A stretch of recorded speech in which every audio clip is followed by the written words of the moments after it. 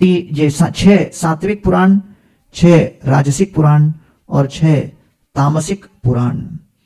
तो इसलिए इसको समझना बड़ा महत्वपूर्ण है, क्योंकि भगवत गीता के अनुसार हर बद्ध जीव के अंदर 4 कमियां हैं, 4 समस्याएं हैं। हम लोग सभी के अंदर ये 4 कमियां क्या हैं? We all have tendency to control, हम जगत को नियंत्रित करना चाहते हैं।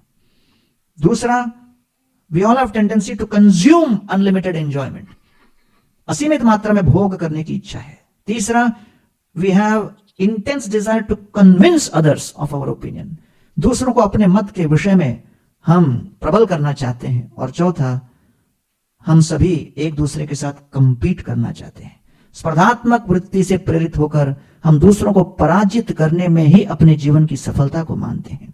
तो भगवत गीता इसका मूल्यांकन करके निष्कर्ष निकालता है कि ये 4 बड़े वहम हैं, ये दोष हैं, इसको अपने जीवन से उतारना होगा, निकालना होगा।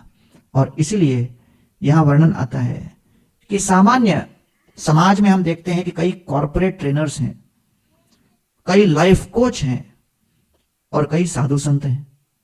तो ये कॉर्पोरेट ट्रेनर भी लेक्चर देते हैं, लाइफ कोच ये भी लेक्चर देते हैं, और हम लोग जो है सैफरन पहनकर हम भी लेक्चर देते हैं। तो हर एक का मार्केट क्या है वो भी समझना आवश्यक है, क्योंकि सब अपनी अपनी दुकान चला रहे हैं।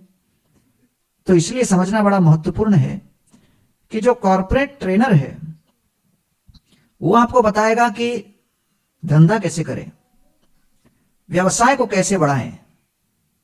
जो लाइफ कोच है वो थोड़ा पारिवारिक एंगल को भी लेके आएगा और कहेगा कि वर्क लाइफ बैलेंस, थोड़ा आप परिवार को भी और बाकी अपने दूसरे उत्तरदायित्वों को भी कैसे आप संभालो।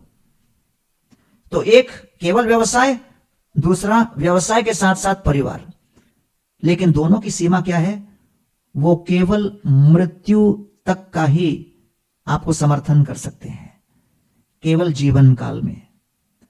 लेकिन जो साधु संत महात्मा, जो मॉन्क कैटेगरी में जो आते हैं, जो आध्यात्मिक ज्ञान की श्रेणी में आते हैं, जो गीता, भागवत, वेद, पुराण इत्यादि जो विषय वस्तु है, ये आपको जीवन काल में संतुलित जीवन जीते हुए मृत्यु के आगे कैसे प्लानिंग करो, ये भाव और ये भविष्यवाणी, ये योजना केवल वैदिक शास्त्रों के अंदर है।